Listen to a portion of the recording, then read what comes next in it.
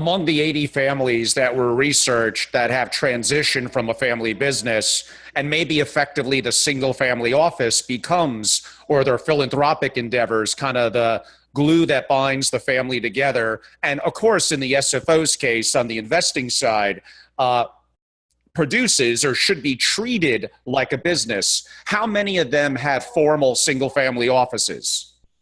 Um, let me first of all, more than half of the families have sold their legacy business. So they have a single business and they've sold that and diversified.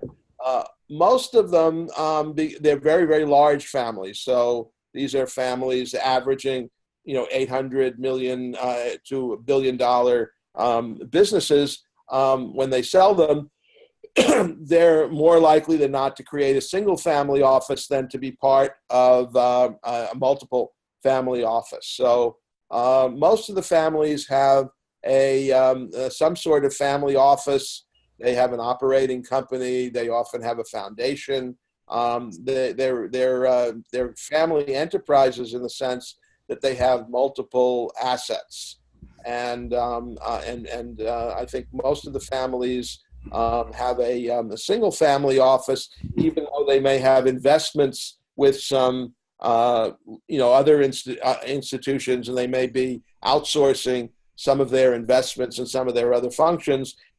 Because they have a family council, because they have so many family members, there is a need for something like a family office for them to organize around. So I would say, probably the majority, great majority, 3/4 or more of the families have some sort of a single family office, family enterprise system with governance, family councils, boards, trusts, foundations that are part of that.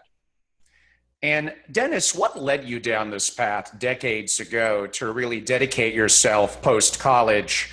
No one, I guess, looks to graduate and say, I want to work in analyzing or researching family enterprises or SFOs. What led you down this interesting path? Well, first of all, that there was no formal study of family business. Certainly, there weren't many family offices that were seen as unique entities until well into the 80s. So the way I got into it, and the way a lot of people get into it, is by having a number of different careers. When I was in college and afterwards, I was a family counselor, and I worked with runaway kids. So I was working with multi-generational families in college around runaway and different values. Then I got a business degree, and then by profession, I'm a sociologist, and I worked as a consultant, working with companies that were emerging and companies that were changing their company culture, helping them look at the human side of change.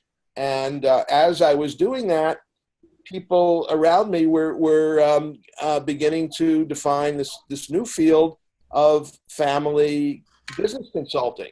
And so I got really interested in that, and I remembered, I used to do family counseling. So I got invited to some of these gatherings, and I began to see that there was something very, very special and exciting about family businesses, because they were not just making money and creating wealth, but they were also building on shared values and doing things that really made a difference in the world. And that was very, very exciting to me. So I began to say, well, gee, there are a lot of people that could work as a business consultant, but not a lot of people that can do work with family businesses. So I began to specialize. And then since the 90s, actually, now families have begun to see that creating a family office and number of different entities make them a family enterprise or an enterprising family rather than just a family business. And I've kind of watched that and become involved in that development. So now my clients and the families that I work with are all families that are very, very complicated, multi-generational entities with many, many moving parts, and usually many, many family members that are involved in it.